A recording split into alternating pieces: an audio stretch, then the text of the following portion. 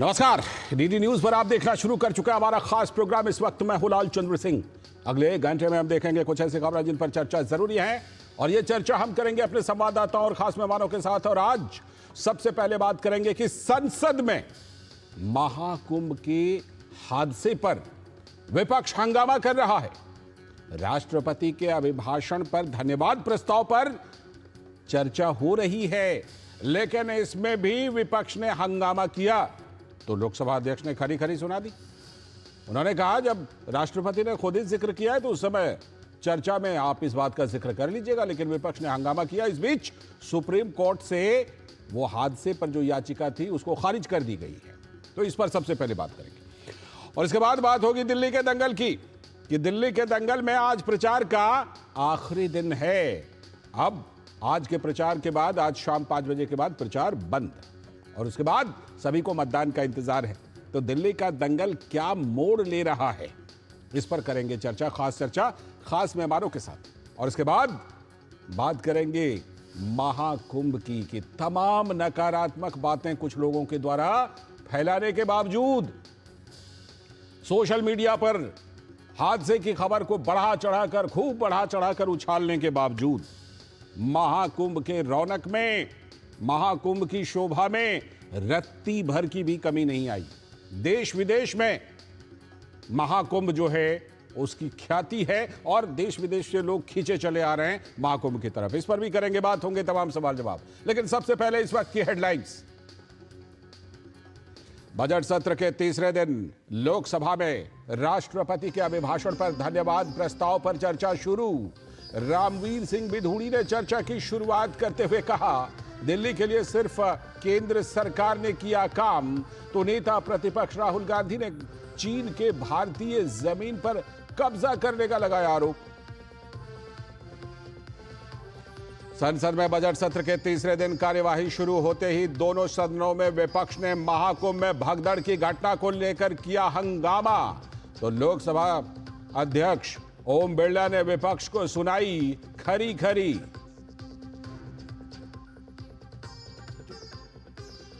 बसंत पंचमी पर प्रयागराज महाकुंभ में तीसरे अमृत स्नान में उमड़ा जन सैलाब। साधु संत और सन्यासियों के साथ ही श्रद्धालु भी लगा रहे हैं आस्था की डुबकी। प्रशासन ने किए पुख्ता इंतजाम, अब तक 35 करोड़ से भी ज्यादा लोग कर चुके हैं स्नान। दिल्ली विधानसभा चुनाव के लिए आज शाम थम रहा है प्रचार का शोर। सभी दलों ने झोंकी पूरी ताकत। अमित शाह ने कहा, दिल्ली वाले आपदा सरकार को झाड़ू लगाकर फेंकेंगे बाहर। और बेहतर घरेलू मांग तथा अंतरराष्ट्रीय बिक्री में वृद्धि से जनवरी में विनिर्माण क्षेत्र 6 महीने के उच्च स्तर पर। दिसंबर में 56.4 के मुकाबले जनवरी में पीएमआई 57.7 दर्ज। ये थी इस वक्त की हेडलाइंस। अब देखते हैं खबरों को विस्तार से, और सबसे पहले बात करेंगे संसद की, कि संसद में राष्ट्रपति का अभिभाषण जो है उस पर धन्यवाद प्रस्ताव पर चर्चा चल रही है, लेकिन विपक्ष ने यहां भी हंगामा कर दिया। महाकुंभ के हादसे पर संसद में हंगामा कर दिया। संसद में बजट सत्र के तीसरे दिन हंगामा। विपक्ष ने महाकुंभ में भगदड़ की घटना को लेकर यह हंगामा कर दिया। दरअसल कार्यवाही शुरू होते ही लोकसभा और राज्यसभा दोनों ही सदनों में विपक्ष ने जमकर हंगामा करना शुरू कर दिया। तो नारेबाजी करते नजर आए विपक्षी सांसद। लोकसभा सांसद ओम बिरला ने विपक्ष को सुनाई खरी खरी। कहा, जनता ने आपको टेबल तोड़ने के लिए नहीं, चर्चा के लिए भेजा है, ये लोकसभा अध्यक्ष ने कहा। राष्ट्रपति ने कुंभ हादसे का भी जिक्र किया है। उनके अभिभाषण पर चर्चा के दौरान इस पर बहस की जा सकती है, ये लोकसभा अध्यक्ष ने कहा। विपक्ष के हंगामे के बीच राष्ट्रपति के अभिभाषण पर धन्यवाद प्रस्ताव पर चर्चा जारी है। तो इसी चर्चा में लोकसभा में नेता प्रतिपक्ष राहुल गांधी ने भी बहस में हिस्सा लिया, और राहुल गांधी ने कहा, बीजेपी के ओबीसी सांसदों को कोई पावर ही नहीं है। साथ ही राहुल गांधी बोले, चीन हमारी जमीन पर काबिज है। एक बात और बड़ी कही उन्होंने, मैन्युफैक्चरिंग 60 साल में निचले स्तर पर है। कहा मेक इन इंडिया अच्छा आइडिया है, पीएम ने कोशिश भी की लेकिन फेल हो गए। लेकिन ये तो बात रही, सवाल यह है कि क्या विपक्ष सिर्फ अपने एजेंडे पर ही बहस चाहता है? आज का रवैया तो यही बता रहा है। महाकुंभ के एक हादसे पर विपक्ष की ऐसी राजनीति पर गंभीर सवाल हैं। विपक्ष के कई बड़े नेता भी हादसे पर कर चुके हैं गैर जिम्मेदाराना बयानबाजी, आज भी कर रहे हैं। और इस बीच सुप्रीम कोर्ट ने महाकुंभ हादसे पर दाखिल याचिका को खारिज कर दिया। सुप्रीम कोर्ट ने याचिकाकर्ता को कहा इलाहाबाद हाईकोर्ट जाइए, वहां पर अपनी याचिका लगाइए, यहां सीधे क्यों चले आते हैं। तो बहरहाल विपक्ष का हंगामा तो हुआ, लेकिन राष्ट्रपति के अभिभाषण पर चर्चा, धन्यवाद प्रस्ताव पर चर्चा जारी है।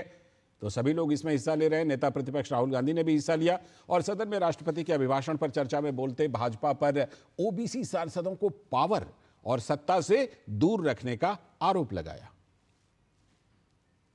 OBC population of this country is not one less than 50%, possibly 55%. 16% are Dalits, 9% are Adivasis, 15% are minorities.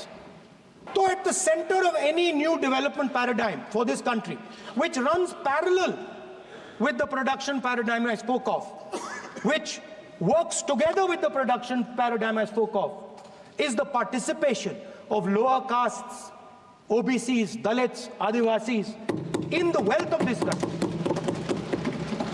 If we look at the largest corporates in this country, they're all owned. None of them are owned by OBCs. None of them are owned by Dalits. None of them are owned by tribals.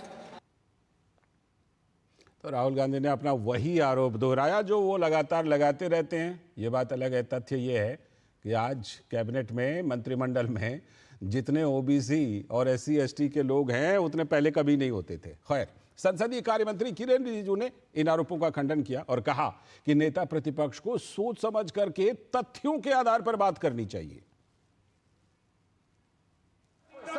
Leader of opposition cannot make such serious unsubstantiated statements. This is related to the relation between two countries, and he is making a unverified statement about invitation of the Prime Minister of our country. Is matter of our dignity. How can you make such kind of statement? He is leader of opposition, sir. तो हंगामा भी हुआ, चर्चा भी चल रही है। क्या कुछ अपडेट है? संसद भवन से जुड़ रहे हैं हमारे संवाददाता शैलेंद्र मिश्र और साथ में हमारे साथ इस खबर पर चर्चा करने के लिए हमारे सलाहकार संपादक विनोद मिश्र जी भी स्टूडियो में जुड़े हुए हैं। मैं सीधे पहले शैलेंद्र के पास ही चलता हूं। शैलेंद्र, पहले तो यही अपडेट दे दीजिए। शुरुआत में तो बड़े हंगामा किए कि महाकुंभ में हादसा हो गया, ये हो गया, डेटा चाहिए, वो चाहिए, कैसे हुआ, मिसमैनेजमेंट था, तमाम बातें उठाई।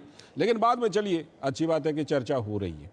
अब इस चर्चा में जो बातें उठाई जा रही हैं, आज आखिर लोकसभा अध्यक्ष को ये क्यों कहना पड़ा कि क्या आपको लोगों ने टेबल तोड़ने के लिए भेजा है और वही आप यहां पर कर रहे हैं? आखिर लोकसभा अध्यक्ष को इतनी कड़ी टिप्पणी करने के लिए क्यों मजबूर होना पड़ा शैलेंद्र? देखिए, जब प्रश्नकाल चल रहा था, पूरे प्रश्नकाल के दौरान विपक्षी सांसदों ने, विपक्ष के नेताओं ने लगातार हंगामा किया और प्रश्नकाल को बाधित करने की कोशिश की और उस हंगामे के बीच ही प्रश्नकाल में उत्तर दिए गए संबंधित मंत्रियों द्वारा। और उसके बाद जो महत्वपूर्ण प्रस्तावलियां सदन के पटल पर रखी गई, एक बिल सदन के पटल पर रखा गया और फिर राष्ट्रपति के भाषण पर धन्यवाद प्रस्ताव पर चर्चा शुरू होनी थी। लेकिन लगातार हंगामा जारी रहा था। तब लोकसभा अध्यक्ष ने इस बात को कहा कि हम आपसे आग्रह ही कर सकते हैं, अगर आप किसी नारेबाजी के लिए आए हैं या किसी विशेष उद्देश्य के लिए सदन में आए हैं तो फिर ये आपकी मर्जी है, आप समझिए, लेकिन हम आग्रह कर सकते हैं कि सदन चलने दें। तो एक बड़ी तल्ख टिप्पणी तब की लोकसभा अध्यक्ष ने, जब लगातार 1 घंटे से ज्यादा समय तक लोकसभा में हंगामा होता रहा। लोकसभा अध्यक्ष ने यह भी कहा कि सभी प्रमुख जो हमें मिला है नोटिस, वो उस पर उन्होंने विचार किया है, बाद में उस पर चर्चा की जा सकती है। चूंकि ये कोई एक तरह से देखें, हम जानते हैं कि परंपरा नहीं रही है कि जब राष्ट्रपति के भाषण पर चर्चा शुरू होने वाली हो तब किसी नोटिस को स्वीकार किया जाए। और हम ये भी जानते हैं कि प्रश्नकाल को स्थगित करके नोटिस स्वीकार किया जाना ये बहुत ही अपवाद में होता है। और ये कहा भी लोकसभा अध्यक्ष ने कि प्रश्नकाल स्थगित न हो, ये सब हम सब को मिलकर ये तय कर लेना चाहिए। लेकिन जब हंगामा होता रहा तब इस तरह की तल्ख टिप्पणी आई लोकसभा अध्यक्ष की तरफ से विपक्षी सांसदों पर, विपक्षी दलों पर जो हंगामा कर रहे थे लोकसभा। ठीक है, मैं लौटता हूं आपके पास। विनोद जी, आखिर ये हो क्या गया है? आप देखिए, कोई इस मामले को लेकर के जा रहा है सुप्रीम कोर्ट, और कोई जो है वह संसद में उठा रहा है कि ये हादसा हुआ, कैसे हुआ, क्या हुआ। सब जानते हैं कि भीड़ में भगदड़ किस तरह से मची और किस तरह से ये हादसा हुआ है।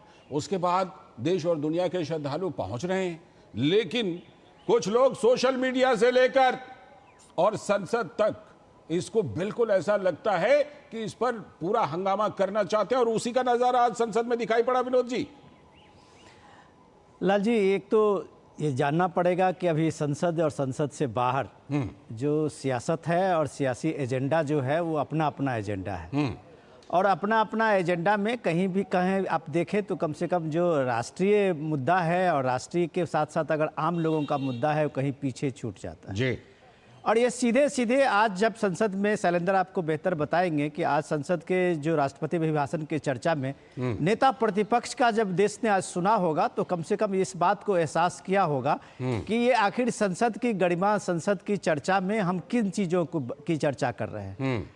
चाइना के, चीन के घुसपैठ से लेके और जाति गणना तक में राहुल गांधी ने जितने भी आज मुद्दे उठाए हैं, अगर ये सवाल कोई पूछे कि इन मुद्दों से देश का आज की तारीख में सरोकार क्या है, अगर आप आज ये जानना चाहते हैं कि इस देश को एआई के स्प्रे में, रिवॉल्यूशन में नहीं जा रहा है, और उस जगह आप करते हैं कि तेलंगाना के पॉपुलेशन गिन के आप बताते हैं कि हमने तेलंगाना का अभी जाति गणना कराया है, जो 90% जो लोग हैं वो दलित, आदिवासी, ओबीसी और पिछड़े जाति से, मुस्लिम से लेके हैं।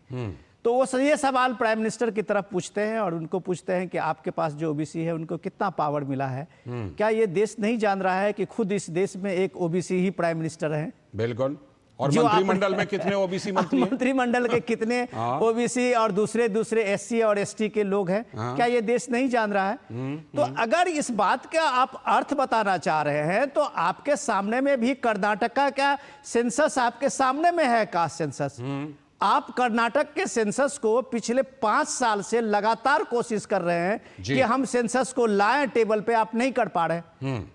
अगर आपके सरकार को, कर्नाटक सरकार को यह मजबूरी है कि हर अल्टरनेट डे पे वो कैबिनेट में लाने की कोशिश होती है और नहीं आ पाती है, तो आप जब कर्नाटक में ये बात आपकी सरकार समझ रही है कि हम इसको लाके हमारा क्या ऑब्जेक्टिव हो सकता है, तो आप देश के सामने में अगर इतनी बड़ी बात कहते हैं, तेलंगाना का उदाहरण देते हैं, तो हमारे सामने में बिहार सबसे पहला कास्ट सेंसस कराने वाला स्टेट है। तो वो भी तो देखिए, बिहार वालों ने डेटा, तो उससे डेटा से क्या हासिल हो गया? कुछ नहीं।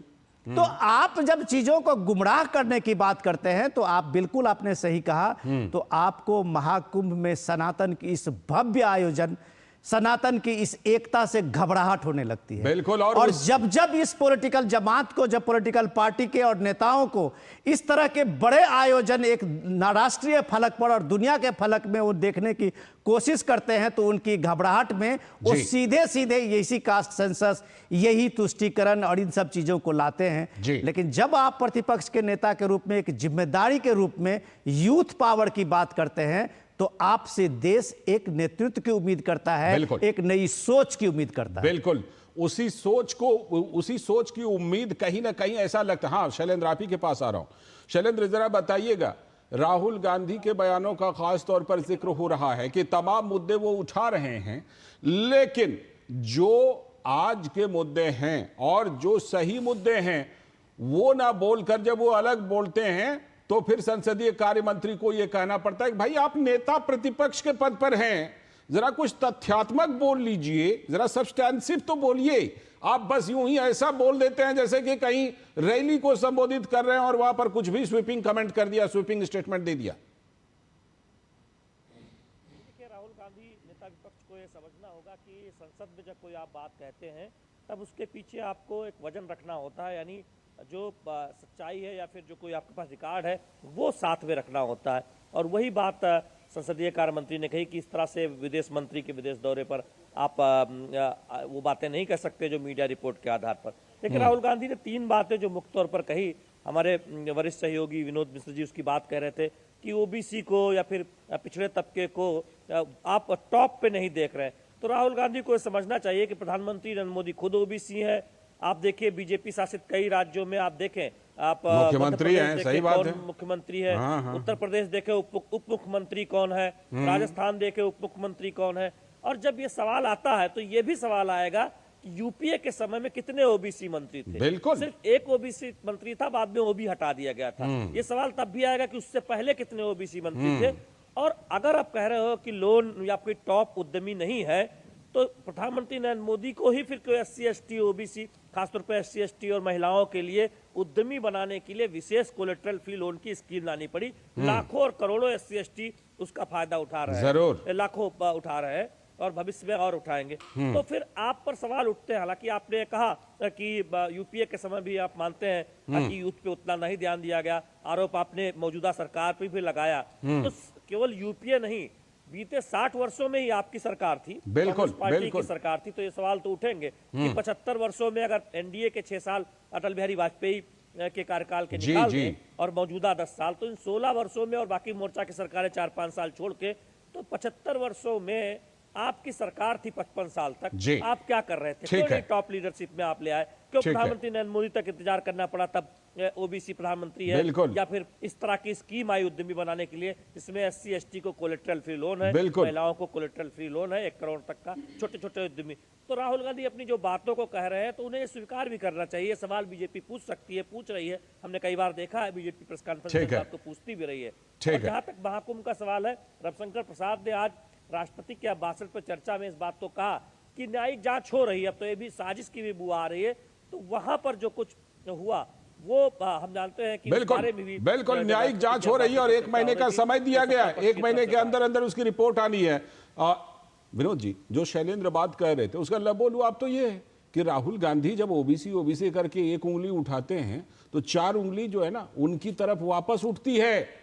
शैलेंद्र ने तमाम बातों का जिक्र किया, आपने तमाम बातों का जिक्र किया। ओबीसी कमीशन को संवैधानिक दर्जा देने वाली सरकार कौन है? मोदी सरकार है जिन्होंने संवैधानिक दर्जा दिया। अगर बात ओबीसी की ही कर लें तो लाल जी, सबसे इंपॉर्टेंट ये है कि आज जो राहुल गांधी भाषण कर रहे थे प्रतिपक्ष के नेता के रूप में, तो आप ये देखिए कि वो नेता प्रतिपक्ष है और उसके बाद राहुल गांधी खुद कहते हैं कि हम सिर्फ कांग्रेस के नेता नहीं हैं, हम पूरे सदन के विपक्ष के नेता हैं। आपके विपक्ष के नेता के सदन की क्या ये गरिमा है कि आप अपने जो सैनिक फोर्स है, आपके सैनिक सेना के प्रतिष्ठान है और सेना के प्रतिष्ठान की तरफ से अगर चाइना के बारे में आपको एक क्लियर कहा जा रहा है, तब आप उस बात को झूठ करार दे रहे हैं। आपका इलेक्शन कमीशन एक संस्था है, जो इलेक्शन कमीशन की संस्था पूरी दुनिया में एक तरह से आप कह सकते हैं कि उसकी इज्जत है। आपको कोई चर्चा करनी है इलेक्शन कमीशन में, आप 10 बार जाके उसका डिस्कस कर चुके हैं। इलेक्शन चीफ इलेक्शन कमीशन ने खुद आपको प्रेस कॉन्फ्रेंस से लेके आपके लोगों को संतुष्ट किया है। आप उसके मुद्दे को उठा रहे हैं कि ये वोटर लिस्ट कहां से बना, ये इतने वोटर्स कहां आ गए। ये सारे चीजें चुनाव की चर्चा में तो हो सकता है कि चुनाव में आप ला सकते हैं, बिल्कुल, लेकिन एक जिम्मेदारी के पद पर रहते हुए एक जिम्मेदार संस्था के सामने में जो राष्ट्र की सबसे बड़ी पंचायत है, वहां किसी संस्था को, भारत की एक संस्था को अगर आप इस तरह से आप उसको डिफेम करते हैं तो इसका कोई बड़ा अच्छा मैसेज नहीं जाता है। बिल्कुल, आपको एक पॉलिटिकल राइवलरी मोदी गवर्नमेंट से हो सकती है, बीजेपी से हो सकती है, लेकिन आप संस्थाओं पे, सेना के संस्थाओं पे जब आप सवाल उठाते हैं और चाइना के घुसपैठ पे बात करते हैं, तो आपको एक बार अपनी संस्थाओं की इज्जत करनी चाहिए कि हमारी भारतीय सुरक्षा की जितनी एजेंसियां हैं उसने उस बात पे क्या अपना दृष्टिकोण रखा है। आप उससे अपने को ऊपर मान लेते हैं। ठीक है। तो इन सारी चीजों को समझते हुए इतना तो कहा जा सकता है कि जो सीरियस नोट पे आज राहुल गांधी बात करते हुए दिखे थे, वो शायद सीरियस नोट पे अभी आने में उनको बहुत टाइम लगेगा। यही इसी का तो सबको इंतजार है कि नेता प्रतिपक्ष इस देश के, इतने बड़े लोकतंत्र की, वो नेता प्रतिपक्ष का जो संबोधन होता है संसद के अंदर और जो एक नुक्कड़ सभा में संबोधन होता है, जनसभा में, सब उसमें कोई अंतर नजर नहीं आता। इसका इंतजार है लोगों को कि नेता प्रतिपक्ष इस तरह से तथ्यात्मक बोले कि संसद के अंदर अच्छी बहस देखने को मिले। बहुत बहुत शुक्रिया शैलेंद्र फिलहाल जुड़ने के लिए आपका। और विनोद जी, आप हमारे साथ बने रहिएगा क्योंकि दिल्ली के दंगल की बात करेंगे कि दिल्ली के दंगल में सिंहासन पर कौन विराजमान होगा, इस पर हम खास चर्चा करेंगे खास मेहमानों के साथ। लेकिन अभी वक्त एक छोटे से ब्रेक का। Happy birthday, my dear. अरे ये क्या ऐप से लोन? मेरी नई स्कूटी के लिए। ओए बनो सयानी, नहीं तो पैसों पे फिर जाएगा पानी। मतलब? सुनो, ऑनलाइन लर्निंग ऐप्स को जांच परख कर आरबीआई अधिकृत बैंक एनबीएफसी से ही आप लोन लीजिए। और अधिकृत ऐप्स या अनजान लोगों से निजी जानकारी शेयर करना यानी धोखा। दादू बन गई सियानी। गिफ्ट नहीं खोलेंगे? आरबीआई कहता है इनसे सुनिए। जानकार बनिए, सतर्क रहिए। जब धरती चीर कर निकलता है लोहे का पत्थर और मिलता है मोंगिया के जोश से, फिर तपता है, पिघलता है और बनता है फौलाद। अब होता है सरिया सारी खूबियों के साथ। मोंगिया स्टील, मजबूत देश का मजबूत सरिया। स्वागत है ब्रेक के बाद। जैसा कि ब्रेक पर जाने से पहले हमने बताया था कि अब हम करेंगे खास चर्चा और बात करेंगे दिल्ली के दंगल की, क्योंकि इस समय आपके जहन में भी ये जरूर चल रहा होगा कि दिल्ली के सिंहासन पर बैठेगा आगे कौन। तो दिल्ली विधानसभा चुनाव प्रचार का शोर आज शाम के बाद थम जाएगा। चुनाव प्रचार के अंतिम दिन आज सभी पार्टियों ने जमकर संपर्क अभियान चलाया हुआ है। तो प्रचार के आखिरी दिन बीजेपी के भी कई स्टार प्रचारक सीधे जनता के बीच सामने आए। वहीं आम आदमी पार्टी के नेता अरविंद केजरीवाल ने भी अपने संसदीय क्षेत्र नई दिल्ली में डोर टू डोर कैंपेन किया। कांग्रेस का भी जनसंपर्क अभियान भी काफी दमदार रहा, कम से कम लास्ट वाले स्लॉट में। खुद राहुल गांधी, प्रियंका गांधी वाड्रा ने चुनाव प्रचार का जिम्मा अपने कंधे पर लिया। लेकिन राहुल गांधी का आक्रामक प्रचार अरविंद केजरीवाल के सामने एक बड़ी चुनौती पेश कर रहा है। अपनी पहली रैली जो मुस्लिम बहुल वाले इलाके सीलमपुर से राहुल गांधी ने शुरू की थी, राहुल गांधी ने यह संदेश देने की कोशिश की थी कि वे अपनी खोई हुई सियासी जमीन हासिल करने जा रहे हैं। आखिरी सप्ताह आते आते राहुल गांधी ने सीधा हमला अरविंद केजरीवाल पर दाग दिया। वे जो वैगन आर की छोटी कार में आए, वे करोड़ों के शीश महल में बैठ गए, शाही सवारी का लुत्फ उठाने लगे। यमुना की सफाई पर अरविंद केजरीवाल को चुनौती देते हुए राहुल गांधी ने कहा कि वो दिल्ली के कहीं यमुना का पानी पीकर तो जरा दिखाएं। तो सवाल यह है कि एक हफ्ते पहले जो अरविंद केजरीवाल नलका से सीधे पानी पीकर दिखा रहे थे, वो अचानक यमुना में जहर मिलाने का शिगुफा क्यों फैलाने लगे।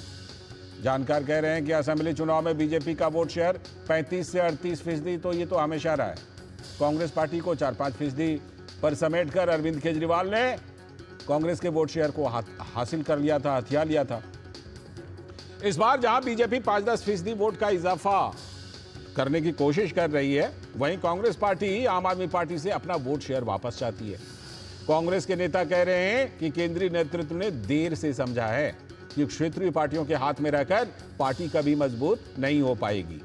आम आदमी पार्टी ने कांग्रेस पार्टी को दिल्ली और पंजाब से चलता कर दिया है। इस बार आम आदमी पार्टी को दिल्ली से बाहर करके कांग्रेस पार्टी पंजाब पर भी अपनी दावेदारी मजबूत कर सकती है और उसकी कोशिश कर भी रही है।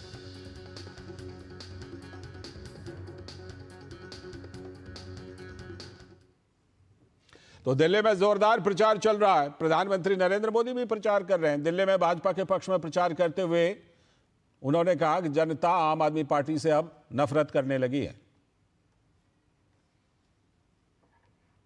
आपदा के लीडर्स उसे छोड़कर जा रहे हैं। ये जान चुके हैं कि ग्राउंड पर जनता आपदा से कितना नाराज है, कितनी नफरत करती है। दिल्ली के लोगों के गुस्से से आपदा पार्टी इतनी घबरा गई है कि हर घंटे झूठी घोषणाएं कर रही है। ये बात अलग है कि दिल्ली की जनता के सामने आपदा वालों का नकाब उतर चुका है। तो भारतीय जनता पार्टी और उसके बड़े नेता तो हमला कर ही रहे हैं, इस बार डबल अटैक भी है। कांग्रेस के नेता राहुल गांधी ने अरविंद केजरीवाल पर निशाना साधते हुए कहा कि वो वैगन आर से आए थे और अब शीश महल से निकले हैं।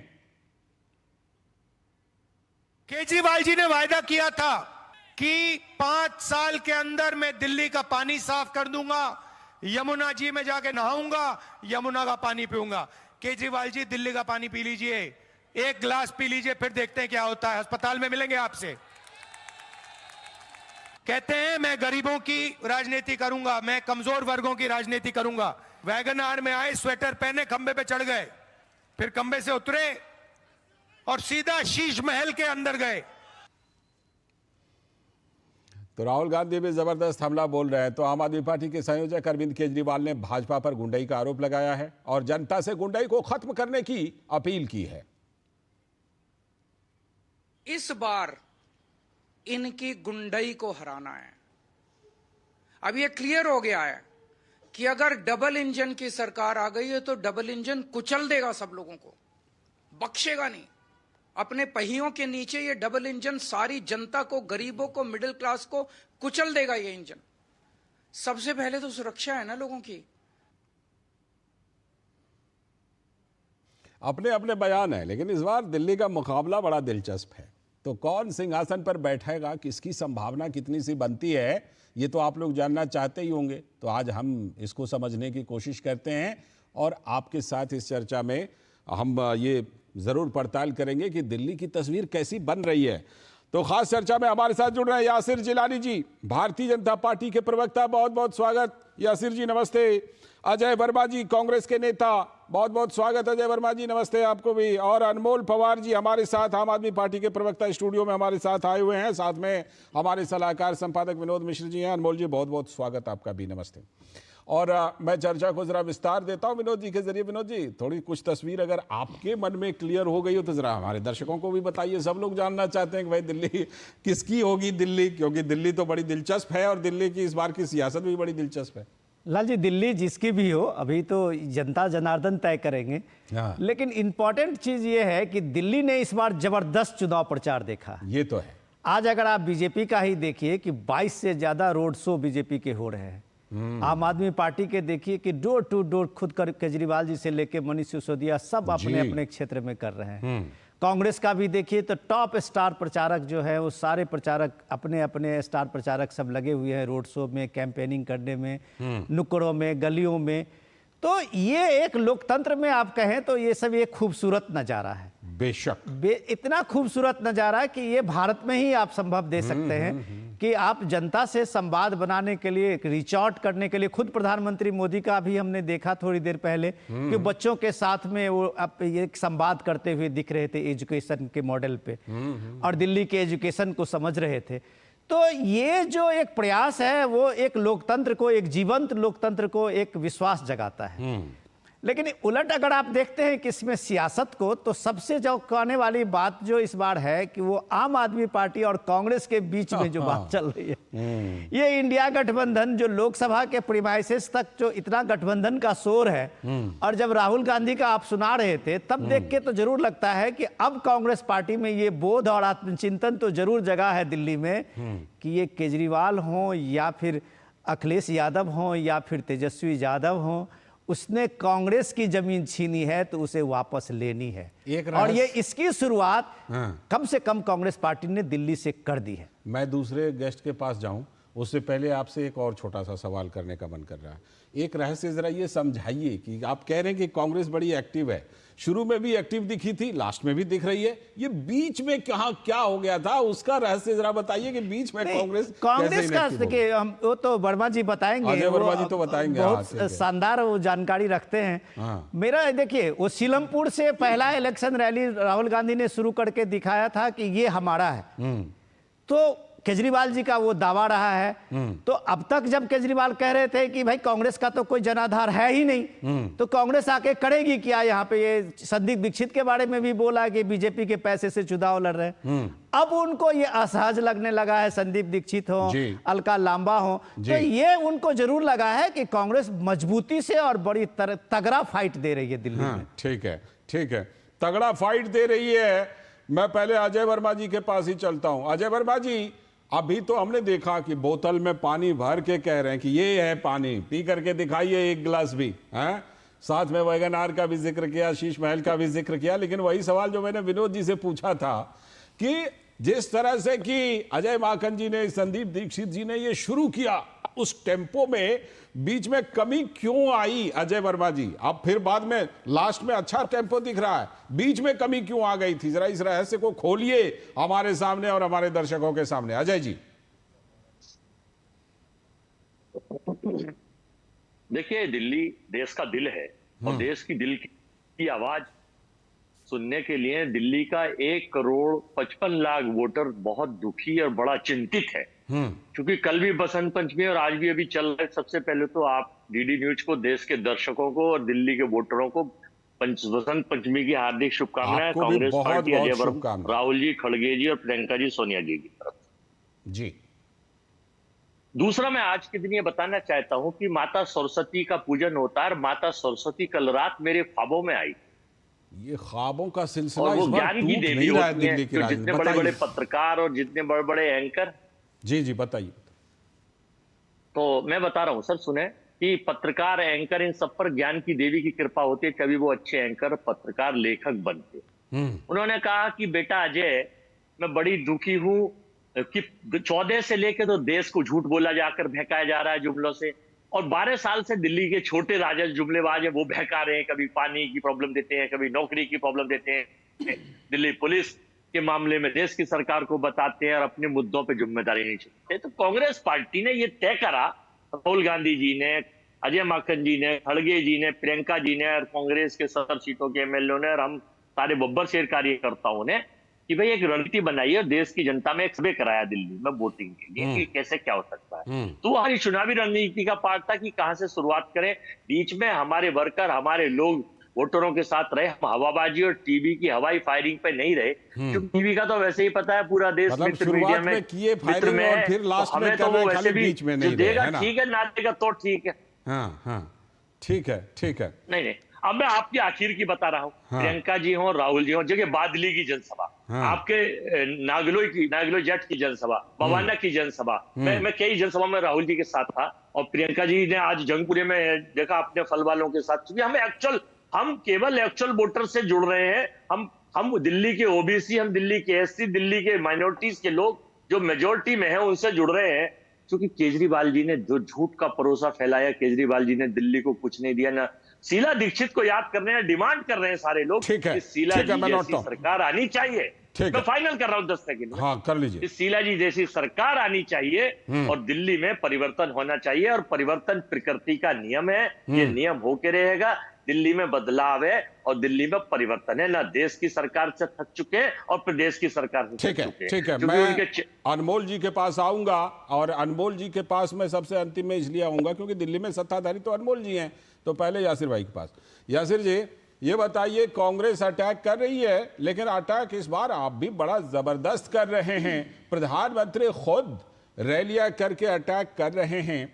क्या इस बार भारतीय जनता पार्टी अपने लिए ये अवसर देख रही है क्या? जो इसीलिए एक तो वो बड़ा फेमस था कि आपदा में अवसर, आपने आपदा इस बार बड़ा क्वाइन किया हुआ है। तो इस बार आपको लगता है कि दिल्ली में अवसर जो है वो बन रहे हैं आपके लिए, और इसीलिए बिल्कुल प्रधानमंत्री नरेंद्र मोदी जो हैं, कई बार कहते हैं अपने कंधों पर चुनाव लेकर चलना, तो ऐसा लग रहा है कि प्रधानमंत्री अपने कंधे पर भी इस चुनाव को लेकर चल रहे हैं।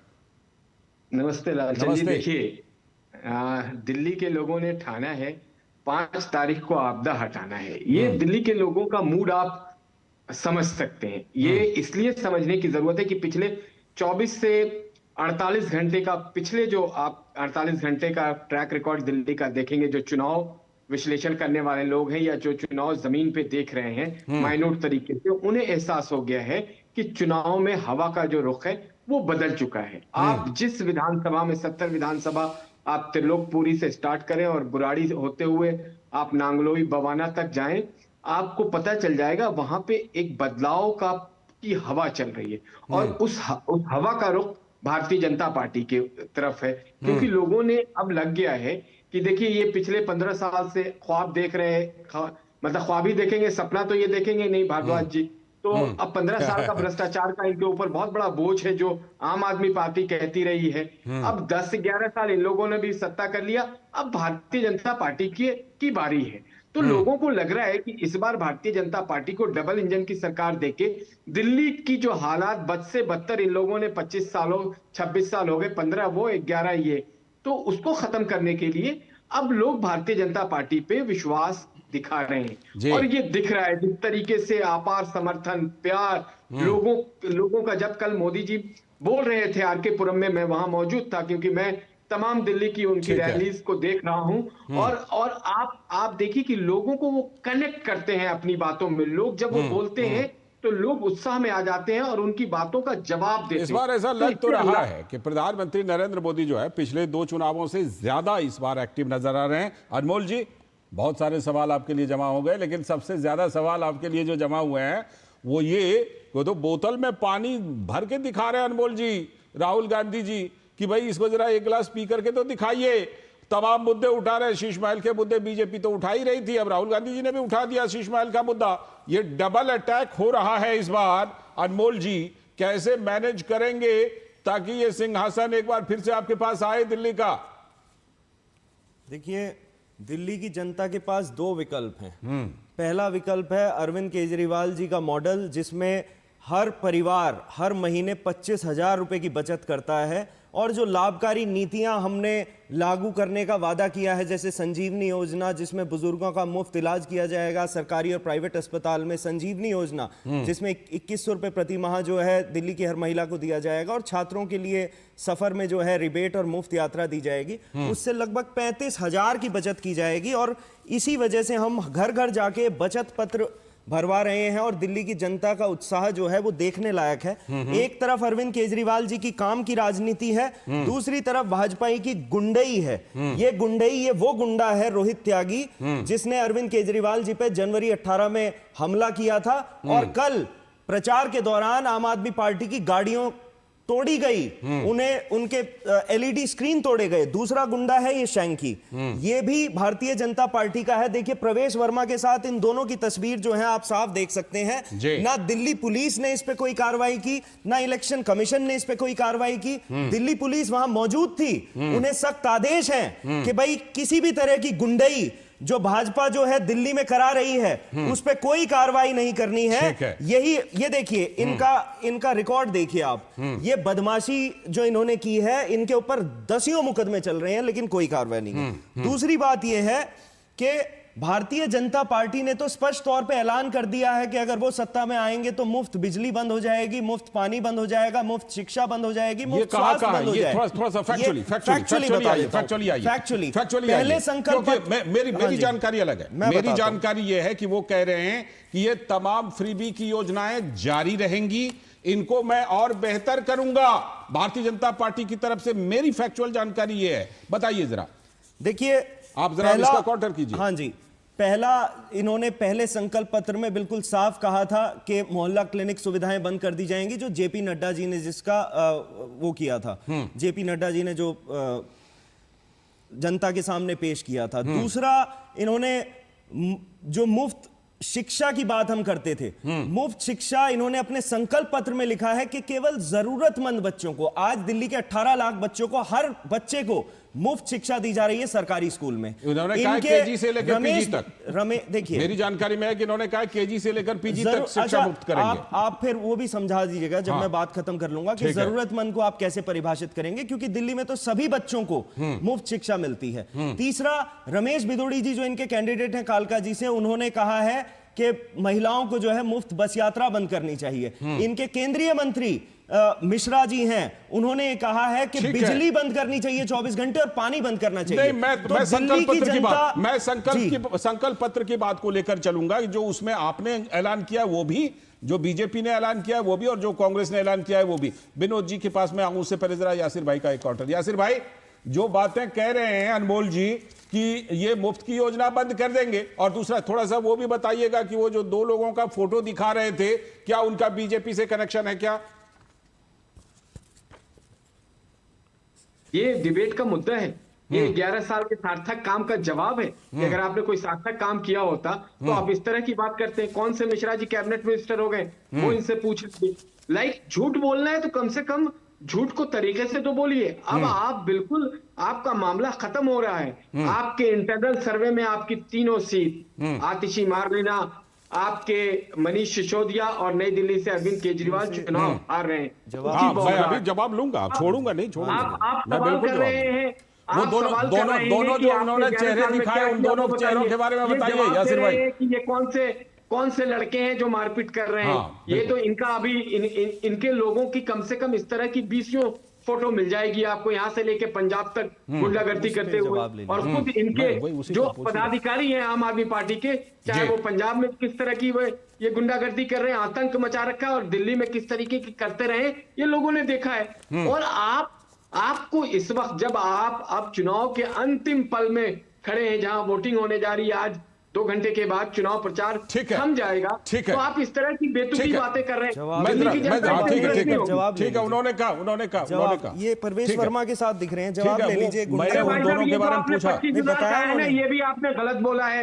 आपने संजीवनी योजना आपके पास है ही नहीं, ये गुंडों के बारे में पूछिए ना, आपको फोटो दिखाने से थोड़ी हो जाएगा। अच्छा लाल जी, मैंने पूछा दोनों के बारे में। यासिर भाई एक बार फिर से ये जो 2 चेहरे दिखा रहे हैं इनके बारे में आपको कुछ कहना है? ये गुंडों के बारे में बताओ यासिर भाई। भारतीय जनता पार्टी से इनका कोई लेना देना नहीं। लोग चुनाव के टाइम फोटो खिंचवाते हैं। ठीक है, ऐसे बहुत सारे वाक्य पहले भी आ चुके हैं। अब विनोद जी, ये सबसे बड़ा गुंडा कौन है ये तो बता दो। अच्छा, ये जो गुंडाई करा रहा है दिल्ली के कोने कोने पे, इस गुंडे का नाम तो बता दो कौन है, उसको छोड़िए। जिसका खौफ इतना है कि दिल्ली पुलिस कोई कार्रवाई नहीं कर रही, इलेक्शन कमीशन कोई कार्रवाई नहीं कर रही, ये गुंडा कौन है? अमन जी एक मिनट मुझे विनोद जी देखिए 1 मिनट, ये देखिए आप ये गुंडे को लाके कम से कम जो डिस्कशन का आज का बड़ा मुद्दा है और गंभीर मुद्दा पे हम लोग चर्चा कर रहे हैं। दिल्ली की आबादी जो है पढ़ी लिखी आबादी है, और राष्ट्र की आप कह सकते हैं कि देश की जब आप बात करते हैं तो नेशनल कैपिटल रीजन है। यहाँ के जनता समझदार है, यहाँ के मतदाता समझदार है। आपके पोस्टर और यासिर जी के पोस्टर या अजय जी के पोस्टर से ज्यादा उनको भी पता है कि सच क्या है। बिल्कुल सब अवेयर है। तो ये है कि आप जो इस बार इतना एजेंडा की बात कर रहे थे, मैं सुन रहा था, आप जो डर दिखा रहे हैं, एक एप्रीहेंशन ला रहे हैं, तो आम आदमी पार्टी के सामने में जो सबसे बड़ी चुनौती है कि वो पिछले 12 साल के अपने शासन में सब्सिडीज को जितना इलेक्शन का मुद्दा बनाया, इंफ्रास्ट्रक्चर को उन्होंने छोड़ दिया। जी। इस बार दिल्ली के लोग, जो मुझे पहली बार दिख रहा है कि उसने सब्सिडीज के बदले इंफ्रास्ट्रक्चर का मुद्दा उठा दिया है। और जब इंफ्रा का मुद्दा आपके सामने में आया है तो आप यमुना जी में जहर का मामला लेके आ गए। तो ये आपके लिए चुनौती है कि आपने यमुना के नदी के सफाई को, पॉल्यूशन को, आपने जहरीली हवा को आपने चुनावी मुद्दा माना ही नहीं था। जी। इस बार दिल्ली की जनता ने पलट के आपके सारे सब्सिडीज को पीछे छोड़ते हुए इंफ्रास्ट्रक्चर पे बात करने के लिए बोला है। उसमें आप बहाने ढूंढ रहे हैं। ठीक है, मैं अजय जी के लिए देखिए इंटरेस्टिंग बता रहा हूं। अब अजय जी हमारे साथ में है, इसलिए थोड़ा सा इन गुंडों की चर्चा बाद में कर रहे हैं। बिल्कुल मैं सीधा सवाल, अनमोल जी सीधा सवाल मुझे ये बताइए कि आप कह रहे हैं कि कितना दिखा रहे थे, 25,000 ना, फिर 10,000 आप उसमें और जोड़ के 35,000। मुझे ये जवाब दीजिए, मैं समझना चाहता हूं कि आप कह रहे हैं कि मैं ये दूंगा, दूसरी बाकी 2 पार्टियों, मैं किसी एक पार्टी की बात नहीं कर रहा हूं, बाकी दोनों पार्टियां भी कह रहे हैं कि हम भी देंगे और ज्यादा देंगे, इंफ्रा भी करेंगे, भ्रष्टाचार भी मिटाएंगे। तो सवाल यह है कि एक वोटर फिर आम आदमी पार्टी को क्यों वोट दे, जब दूसरी पार्टियां भी कह रही हैं कहा ये सब तो हम भी देंगे, इससे ज्यादा ही देंगे। बताइए अनमोल जी।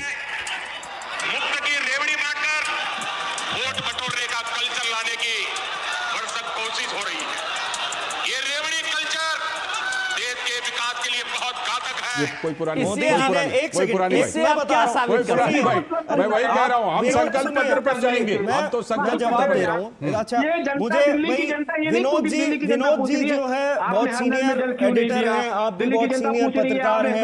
मुझे सुनिए, मुझे 22 में से आप एक राज्य बता दीजिए। इस समय थोड़ी देर के लिए मैं चर्चा को मुझे 22 में से एक राज्य बता दीजिए। थोड़ी देर के लिए चर्चा रोक रहा हूं, थोड़ी देर के लिए चर्चा रोक रहा हूं, लौटूंगा। इस समय दिल्ली के महरौली में भाजपा के वरिष्ठ नेता अमित शाह भाजपा के पक्ष में रैली कर रहे हैं, जरा उनको देख लेते हैं।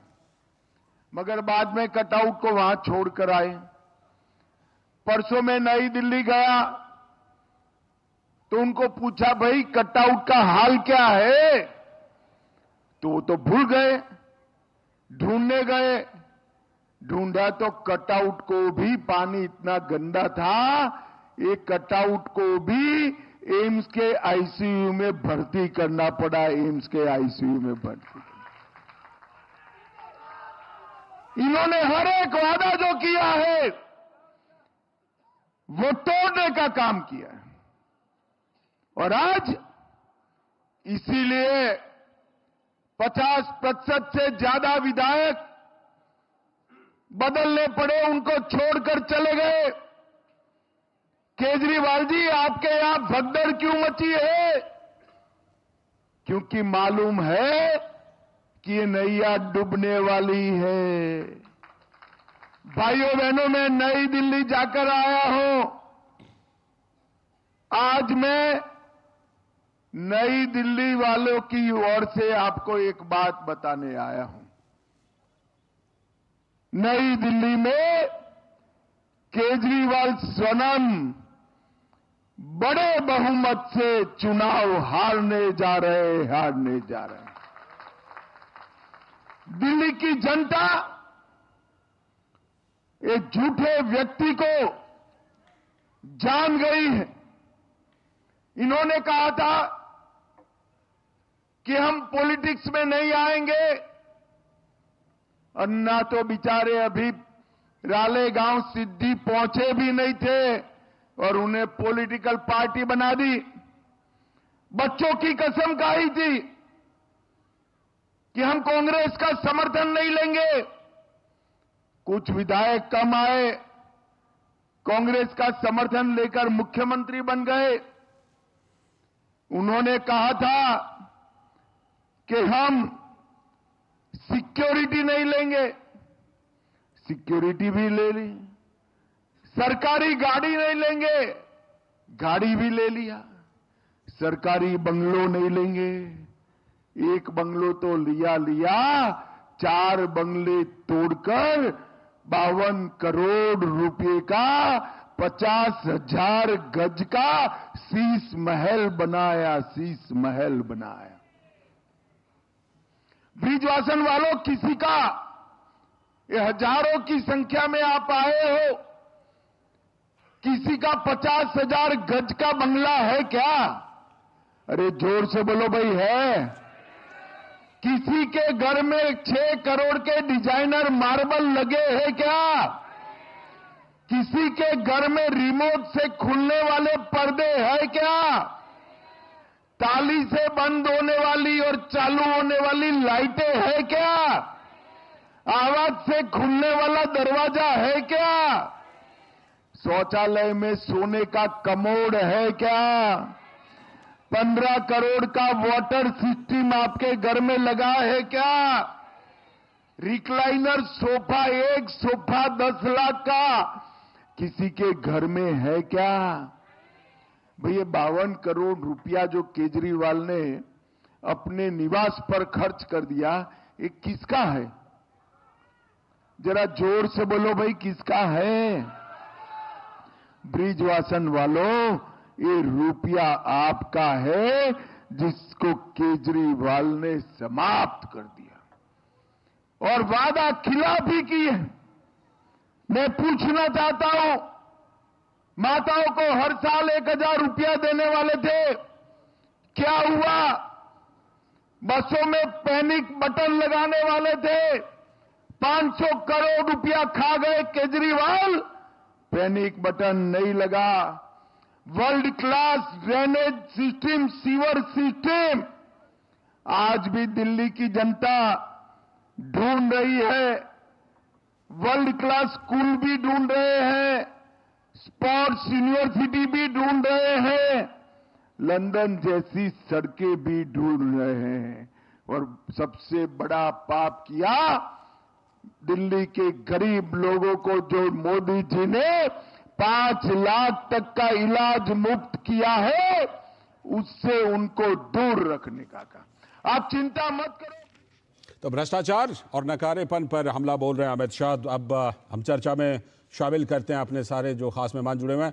अनमोल जी, आप क्योंकि समय कम है, जल्दी से बताइएगा। देखिए, दिल्ली की जनता अरविंद केजरीवाल जी को इसलिए वोट करेगी क्योंकि उन्होंने दिल्ली की जनता के लिए विश्व स्तरीय स्कूल, विश्व स्तरीय स्वास्थ्य सुविधाएं, 24 घंटे मुफ्त बिजली, पानी, 3 lakh CCTV camera, 4 lakh street lights, 7700 buses, 450 kilometre की मेट्रो लाइन, 39 नए फ्लाईओवर, ये आपका 25,000 claim नए है। क्लासरूम।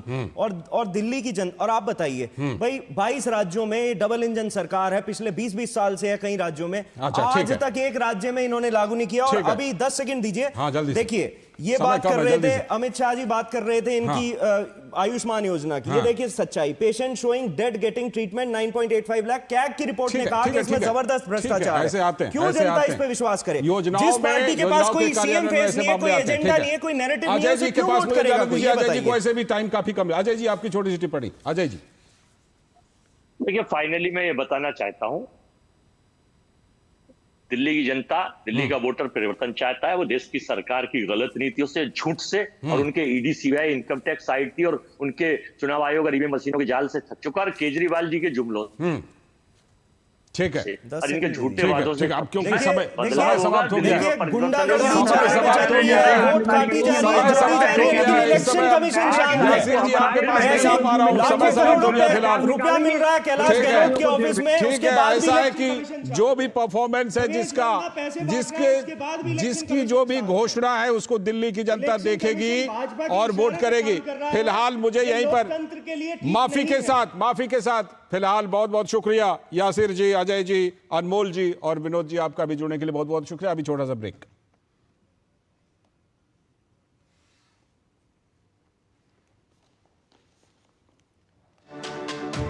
मेरी पसंद, मेरी पसंद, मेरी पसंद, मेरी पसंद, हमारी पसंद, हम सबकी पसंद। मजबूत देश का मजबूत सरिया होंगे स्टील। स्वागत है ब्रेक के बाद। अब बात करेंगे महाकुंभ के रौनक की। आस्था, श्रद्धा और संस्कृति का यह महाकुंभ वसंत पंचमी के अवसर पर प्रयागराज महाकुंभ में अंतिम अमृत स्नान में आज अखाड़े सुबह से ही आस्था की डुबकी लगा रहे हैं। स्नान करने आए साधु संतों और विभिन्न अखाड़ों ने महाकुंभ को सनातन की एकता का भव्य आयोजन कहा। महाकुंभ में अब तक 36 करोड़ से भी अधिक लोगों ने प्रयागराज की त्रिवेणी संगम पर आस्था की डुबकी लगा ली है और अनुमान है कि इस बार यह आंकड़ा कहीं 50 करोड़ के आंकड़े को पार न कर जाए और रिकॉर्ड न बना ले। मौनी अमावस्या के दिन अब तक का रिकॉर्ड तोड़कर 9.5 करोड़ श्रद्धालुओं ने संगम में डुबकी लगाई थी। लेकिन उस दिन एक छोटी सी चूक हुई थी, जिसके कारण 30 लोगों की मौत दुर्घटना में हो गई थी। आज अंतिम अमृत स्नान में लोगों की भारी भीड़ को हर सुविधा प्रदान करने और उन्हें उनकी आस्था के अनुरूप स्नान करने के जबरदस्त इंतजाम किए गए हैं। सीएम योगी आदित्यनाथ तो सुबह तड़के 3 बजे से ही वॉर रूम में बैठ गए थे और हर पल पर पैनी नजर बनाए हुए थे। सुरक्षा के चाक चौबंद व्यवस्था के मद्देनजर प्रशासन ने आयोजन को संपन्न कराने की भरपूर कोशिश की आज। लेकिन सोशल मीडिया की खबरों को लेकर संसद से कोर्ट तक विपक्ष ने महाकुंभ के आयोजन पर सवाल उठाया है, जिसके बारे में हम आपको बता चुके हैं। लेकिन भारत की आस्था इन आरोपों और भ्रमित करने वाली खबरों से कहीं झुकी नहीं, ऐसा लग रहा है। देश विदेश से लोगों का आना बिल्कुल यहां पर जारी है। सीएम योगी आदित्यनाथ ने इस बीच आरोप लगाया है कि सपा नेताओं के पिछले 2 महीने के ट्वीट्स को जरा देख लीजिए। इस सदी के सबसे बड़े आध्यात्मिक और सांस्कृतिक आयोजन महाकुंभ का विरोध ही करते रहे। लोक आस्था के महापर्व महाकुंभ दुनिया के सबसे बड़े समागम पर दुनिया तो पुलकित है, रोमांचित है और सभी भेदभाव भुलाकर एक जगह बड़े छोटे सब चीज को भुलाकर समभाव से जमा होने का ऐसा नजारा शायद ही कहीं और दिखे। दुनिया सनातन के इस महापर्व को देखकर आश्चर्यचकित है कि भारत के सांस्कृतिक आस्थाओं पर पूर्वाग्रह के मिथ्या प्रचार, गंगा यमुना सरस्वती के संगम त्रिवेणी घाट पर यह प्रचार, ये झूठा प्रचार धूल फांक रहा है।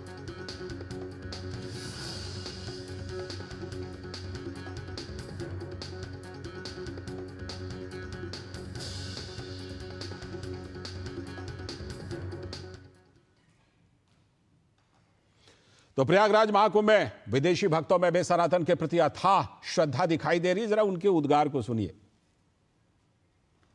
This is an absolutely incredible event. First time in the history of all humanity. So many people. First time in the history of the whole humanity. We have never been so many right here, right now. Mahasnan. Mahasnan hai. It's incredible. Incredible. It is just like reliving all of those past lives when I was helping to defend Sanatan Dharma along with all of my brothers and sisters. We came with the Naga Babas and it just brings back everything.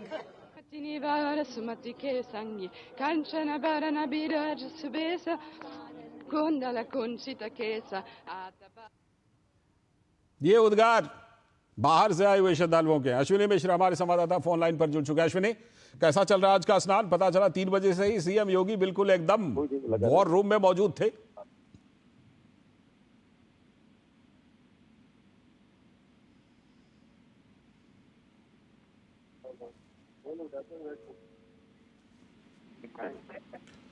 लगता है अश्विनी से फिलहाल संपर्क में कोई बाधा आ रही है। हमारे साथ विनोद मिश्र हमारे सलाहकार संपादक जुड़े हुए हैं। विनोद जी, जिस तरह से कि पिछले एक दुखद घटना, एक चूक से लगता है कि बहुत ही जबरदस्त सबक लेते हुए आज सीएम योगी आदित्यनाथ बिल्कुल सीधे 3 बजे से ही वॉर रूम में मौजूद थे। लाल जी, अब जब कुंभ की बात करते हैं और महाकुंभ की इसमें देखते हैं आज के भी नज़ारे को, तो जितने भी अभी तक के जो दुष्प्रचार थे, जो आप अपने स्क्रिप्ट में भी बता रहे थे, आज शिव संगम के उस त्रिवेणी घाट पे आके वो धूल फाँक रहे हैं। जितने भी दुष्प्रचार किए गए उस घटना को लेके, जितना उसमें ये डाला गया था, सारी चीजें का जवाब जब लोग ही देते हैं। आपने इस कुंभ के आयोजन को देखिए कि पिछले 3-4 महीने से जो उत्तर प्रदेश के प्रशासन की और खास करके योगी आदित्यनाथ और उसमें देखिए कि प्रधानमंत्री मोदी की अपनी सक्रियता, भारत के इस प्राचीन परंपरा, भारत की सनातन परंपरा, भारत के ये सनातन के गौरव को आप जब देखते हैं तो आपको लगता है कि इससे बड़ा सनातन एकता का कोई और पर्व हो ही नहीं सकता। बिल्कुल। और इस जब आयोजन को देखने के लिए दुनिया अचंभित है, दुनिया आलोकित है कि भारत में ये जो एक धार्मिक अनुष्ठान में एक सनातन संस्कृति के लिए जो इतना बड़ा जमावड़ा होता है, आज तक किसी देश में इस तरह का कोई जमावड़ा नहीं देखा होगा। धरती पर नहीं होता। और ये इस बात का जवाब लोग खुद दे रहे थे। जितने भी भ्रामक प्रचार किए गए, खुद सीएम योगी आदित्यनाथ ने कहा कि आप देख लीजिए, 2 महीने से सपा के हैंडल से और खास करके अखिलेश जी के हैंडल से सीधे सीधे कुंभ के आयोजन को लेके ही दुष्प्रचार किया गया।